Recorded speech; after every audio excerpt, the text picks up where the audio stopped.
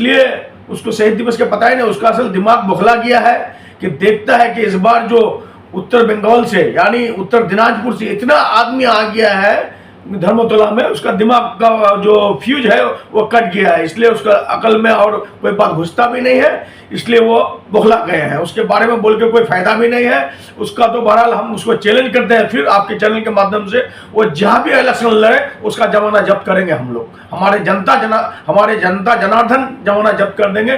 ग्वालपुर का आदमी, चपलिया के आदमी, करंदगी का आदमी और इस्लामपुर के आदमी समझ गए हैं कि यह आदमी चीटर है, यह आदमी दलाल है, बीजेपी का दलाल है, चीटर है, बीजेपी का साथ में दे करके साथ दे रहा है। अब देखिए बीजेपी वाला उनका तारीफ करता है, वो बीजेपी का तारीफ करता है, तो नहीं अगर साठगांठ है तो काहे तारीफ करता है उसका। कहता हूँ कि आप लोग ग्वालपुर से आप लोग सोशल मीडिया कलकत्ता पहुँच गए हैं, इसके लिए आप लोगों का मैं शुक्रिया अदा करता हूँ। हमारा वॉइस ऑफ इंडिया का और आपका NSF का मैं दोनों का शुक्रिया अदा करता हूँ कि आप लोग ग्वालपुर से कलकत्ता कवरेज करने के लिए आए हैं, ये काफ़ी खुशी की बात है। बहरहाल कल काफ़ी रिकॉर्ड में आदमी हुआ था, मतलब जितने बार 21 जुलाई हुआ उसका रिकॉर्ड कल तोड़ दिया गया। और हम किशनगंज स्टेशन में बोले थे कि इस बार सब रिकॉर्ड को तोड़ देंगे 21 जुलाई में, क्योंकि आदमी समझ गया है कि ये बीजेपी पार्टी या बंगाल के कांग्रेस या बंगाल के CPM सब मिल करके बीजेपी का साथ दे रहे हैं। इसलिए आदमी का दिमाग में घुस गया है कि इन लोगों का साथ रहने से, कांग्रेस का और CPIM का साथ रहने से बीजेपी का साथ देना पड़ेगा। इसलिए आदमी अभी सब समझ करके ममता बनर्जी का कल जो 21 जुलाई का शहीद दिवस था सब धर्मतला पहुंच गए थे। और हम बोले थे कि किशनगंज में आप देखे थे, किशनगंज में भी कवरेज किए थे आप। किशनगंज में इतने तादाद में आदमी हमारे लाइफ में हम नहीं देखे थे। हम कम से कम 2-4 बार 5 बार 21 जुलाई को आए हैं यहाँ पर, लेकिन इस तरह का आदमी किशनगंज स्टेशन में हम देखे थे नहीं हमारा लाइफ में। और खास करके जो कल जो हम लोग आए सियालदा में, जब हम लोग सियालदा में ट्रेन से उतरे तो देखें कि कोई गाड़ी घोड़ा नहीं है, एकदम जाम हो गया। हम लोग सियालदा से मिसिल करके रेले करके धर्मतला के मैदान में हम लोग पहुंचे। आदमी का जो उत्साहित था, आदमी जो ममता बनर्जी की तरफ झुक रहे हैं, 5 किलोमीटर रास्ता हट के आ गए लेकिन पता नहीं चला। तो ये जोश है ममता बनर्जी के लिए। और 2026 में समझ गया आदमी कि ममता बनर्जी का विकल्प कोई है नहीं। फिर ममता बनर्जी हमारे ऑनरेबल चीफ मिनिस्टर 250 सीट लेकर के इस बार 2026 में फिर हुकूमत में बैठेगी और शासन करेगी। जी, आप लोगों के कुछ विरोधी नेता कह रहा है कि ये जो है ये 21 जुलाई जो है शहीद दिवस है, यानी कि गम का दिन है। इस पर भी जो है लोग खुशियाँ मना रहे हैं, जोश दिखा रहे हैं। देखिए इन लोग का पास कोई मुद्दा है नहीं, इन लोग कभी किसी का शहीद दिवस मनाया ही नहीं। और जो बोलता है, जो अभी कांग्रेस में आके बोलते हैं, उन्हीं के गवर्नमेंट में तो ये 13 भाई को हमारा खून किया गया था, उसको शर्म उरम कुछ है नहीं, बेशरम आदमी है। उन लोग शहीद दिवस के बारे में क्या जानता है? जैसे बीजेपी कभी शहीद दिवस मनाता है नहीं। इतने हमारे वीर सैनिक मारे जाते हैं, पुलवामा में मारे गए, पहलगाम में मारे गए, कारगिल में मारे गए, कभी नहीं इन लोग शहीद दिवस मनाए हैं। तो शहीद दिवस ममता बनर्जी मना रही है और गवर्नमेंट, उस वक्त वामफ्रंट की गवर्नमेंट थी, उसी वक्त 13 भाई को शहीद किया गया था।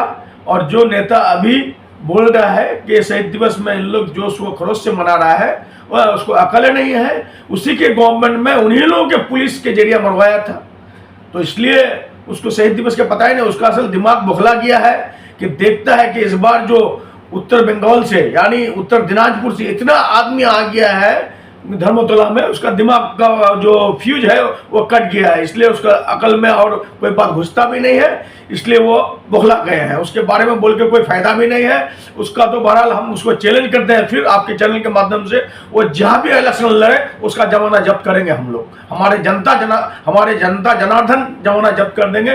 ग्वालपुर का आदमी, चपलिया के आदमी, करंदगी का आदमी और इस्लामपुर के आदमी समझ गए हैं कि यह आदमी चीटर है, यह आदमी दलाल है, बीजेपी का दलाल है, चीटर है, बीजेपी का साथ में दे करके साथ दे रहा है। अब देखिए बीजेपी वाला उनका तारीफ करता है, वो बीजेपी का तारीफ करता है, तो नहीं अगर साठगांठ है तो काहे तारीफ करता है उसका तारीफ क्यों करता है?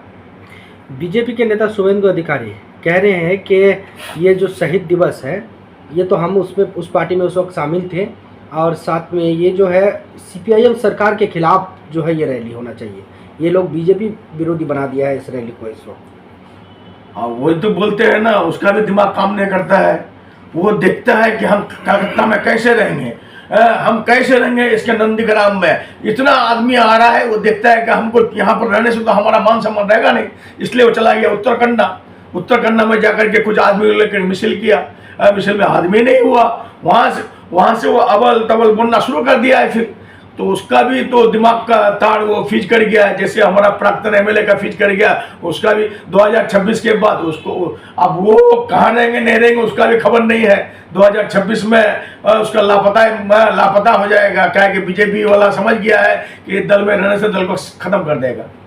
बीजेपी का कुछ नेता, ये भी अब वीडियो वायरल हो रहा है, उन लोगों का, वो लोग बंगाल के नेता है। अब तक हम लोग जो है उत्तर प्रदेश दूसरे राज्यों के नेताओं को हम लोग देख रहे थे कि खुलकर जो है मुस्लिम विरोधी पॉलिटिक्स कर रहा है। यहाँ पर सीधा कहा जा रहा है कि मुसलमानों को जो है भात से मारो, उन लोगों के दुकान से सामान मत खरीदो, उनके होटल में खाना मत खाओ, उनके दुकान, इस तरह का जो है खुलेआम मोदी के बैनर में वो लोग जो है बोल रहे हैं। देखिए, बहरहाल हिंदुस्तान एक सेकुलरिज्म देश है, हिंदुस्तान संविधान के मुताबिक चलता है, हिंदुस्तान एक आज़ाद देश है। यहाँ पर कोई भी कहीं जा सकता है, कहीं भी कुछ खा सकता है। लेकिन बीजेपी नेता जो बोल रहा है, इन लोगों का अकल ज्ञान है नहीं, इन लोगों के पास अकल है ना नहीं है। इन लोग वही मुसलमान हिंदू मुसलमान, इन लोग इस बात में नहीं आते हैं कि आदमी का नौकरी नहीं मिल रहा है, सेंट्रल गवर्नमेंट का जो स्कीम है वो सब बंद कर दिया गया है, आदमी बेरोजगार की तरफ भाग रहा है, इसके बारे में कोई जिक्र नहीं कर रहे हैं, इसके बारे में एक भी शब्द नहीं बोल रहे हैं। लेकिन सिर्फ हिंदू मुसलमान का राजनीति, और हिंदू मुसलमान का राजनीति तो बंगाल में बता दिया 2024 में 18 से 12 आ गया, इस बार फिर 2026 में बता देगा, 65 से आ जाएगा, फिर 25 से 30। तो हिंदू मुसलमान का राजनीति चलने वाला है नहीं, बंगाल में क्या, हिंदुस्तान में चलने वाला नहीं है। हिंदुस्तान का आदमी समझ गया है कि इन लोग सिर्फ हिंदू मुसलमान करके हम लोग का वोट का विभाजन करता है, और हम लोग का वोट का ध्रुवीकरण करता है। आदमी का समझ में घुस गया है, और बीजेपी का नेता के बात में पड़ने वाला है नहीं। अधीर रंजन चौधरी कह रहे हैं कि ये जो जितने भी उत्तर बंगाल खास करके है, ये धीरे धीरे बांग्लादेश में शामिल होने की तैयारी कर रहा है। यहाँ के जो मुस्लिम बहुसंख्यक है, ये जो है बांग्लादेशी विचारधारा। अच्छा, अधीर रंजन चौधरी बताइए पहले हमको कि वो जब 5 बार एमपी रहा, जब आदमी का ग्राफ गिरने लगता है, उसका ग्राफ अभी इतना गिर गया है कि उसका ना सेंट्रल का नेता उसका कोई दाम देता है, ना राहुल गांधी, ना प्रियंका गांधी, ना आपका सोनिया गांधी, ना खड़गे जी। क्या है कि वही इंडिया जो होने नहीं दिया, अधीर चौधरी दलाली किया बीजेपी के साथ पूरा माल ले लिया। उसके बाद ला करके वही जो प्राक्तन एमएलए को खड़ा कर दिया, क्योंकि इन लोगों का साठगांठ नहीं होता तो इंडिया जोट हो जाता। तो इंडिया जोट इन्हीं लोग ने होने दिया। आज कुछ एमपी की वजह से आज बीजेपी सरकार में आ गया है, यही दलाल की वजह से। ये सब दलाल जो है, इन्हीं लोगों की वजह से आज पूरे हिंदुस्तान मार खा रहा है, पूरे हिंदुस्तान का आदमी परेशान है। तो ये दलाल सब का बात कोई सुनने वाला है नहीं। उनको तो गुजरात से आकर के यीशु पटन हरा दिया, उसको अकल टकल ज्ञान है क्या? उसको कोई ज्ञान नहीं है। वो हारने के बाद एक बयान ये दिया कि मुसलमान जो है एकजुट होकर वोट देता है और हिंदू मतलब डिवाइड होकर वोट करता है। यही बयान जो है अब शुभेंदु अधिकारी भी देते हैं, तो दोनों ही नेता का बयान मिलता जुलता दिख रहा है। देखिए, हम तो बोलते हैं ये अधीर चौधरी हुआ या प्राक्तन एमएलए हुआ चाकुलिया का, या शुभेंदु अधिकारी या सुकांत मजुमदार, इन लोगों के साथ पूरा एकदम लगाव है। और इन लोग पूरा साठगांठ में है कि 2026 का इलेक्शन फिर जहां पर भी टीएमसी कैंडिडेट देगा वहां पर कांग्रेस का कैंडिडेट दो। बीजेपी बोल दिया है कि तुम लोग कुछ सीट हराओ, बाकी हम लोग देखते हैं। लेकिन होने वाला कुछ नहीं है। आदमी समझ गया है, आदमी 2019 से धोखा खाते हैं, 2024 में धोखा खा गए, और 2026 में इस बार उन लोगों को ऐसा यहाँ से साफ कर देगा कि उन लोगों को पता ही नहीं चलेगा, और खास करके और उभरने का कोशिश ही नहीं करेगा। इसलिए बीजेपी और कांग्रेस सीपीएम का बात बोल के बंगाल में कोई फायदा है नहीं। एक ही थाली के दो सिक्के हैं इन लोग, इसलिए इन लोग एक ही थाली में खाते हैं और एक ही साथ साठ गांठ करके माल बीजेपी से माल लेना चाहिए बस। सवाल तो बहुत है, इतना नहीं कर पाएंगे, लेकिन लास्ट बार के लिए आपको अंतिम सवाल करेंगे कि ममता बनर्जी से क्या वार्ता लेके जा रहे हैं गोरखपुर? हाँ, हमारे ऑनरेबल चीफ मिनिस्टर, माननीय चीफ मिनिस्टर कल वार्ता दे दिए हैं कि 2026 में ज़्यादा से ज़्यादा सीट लाना है और हम लोग यही वार्ता हमारे बूथ लेवल तक, हमारे कार्यकर्ता तक हम पहुंचाने का हम लोग कोशिश करेंगे। जितने भी हमारे नेता हैं सब हम लोग बूथ लेवल जाकर के काम करेंगे और हिंदू मुसलमान का जो राजनीति होता है, वक़्फ़ बिल को लेकर के राजनीति होता है, आपका वो जो बांग्ला भाषा लेकर के राजनीति होता है, यही सब लेकर के हम लोग एनआरसी लेकर के हम लोग ग्रास रूट तक पहुंचेंगे ताकि हमारे बंगाल में एनआरसी ना हो, वोट का छटाई ना हो, वोटर लिस्ट का छटाई ना हो, वक़्फ़ बिल पास ना हो, यही सब हम लोग प्रचार रखेंगे। काहे के हमारे ऑनरेबल चीफ मिनिस्टर 94 स्कीम तो दे चुके हैं, 94 स्कीम के बारे में सभी को पता चल गया है, लेकिन स्कीम बाद की बात है, लेकिन हम जिंदा रहेंगे तब ना स्कीम लेंगे। तो इसलिए पहले हम लोग को जिंदा रहना पड़ेगा, अपना वजूद बचाना पड़ेगा।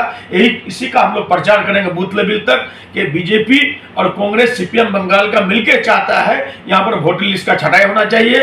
40-50 लाख वोट अगर काट दिया जाए तो बीजेपी का फायदा होगा। ये कांग्रेस का भी बात है, ये सीपीएम का भी बात है, एक ही दो तीनों मिलकर के एक ही बात बोलते हैं कि वोटर लिस्ट का सर्वे होना चाहिए। तो इन लोग वोटर लिस्ट का सर्वे हम लोग, ममता बनर्जी हमारे ऑनरेबल चीफ ने बोल दिया है कि वोटर लिस्ट का कोई सर्वे करने नहीं देंगे, हम लोग आंदोलन में उतर जाएंगे। तो हम लोग आंदोलन करने वाले आदमी हैं। ममता बनर्जी आंदोलन करके आई है, आज बंगाल में चीफ मिनिस्टर हुई है। आंदोलन वो जब कांग्रेस में थी उस वक्त आंदोलन की थी, और ये सब जो अभी कांग्रेस बोल रहा है, इन लोग का सब दलाल था उस वक्त भी, अभी भी दलाल है, उस वक्त भी दलाल था। ठीक है, शुक्रिया।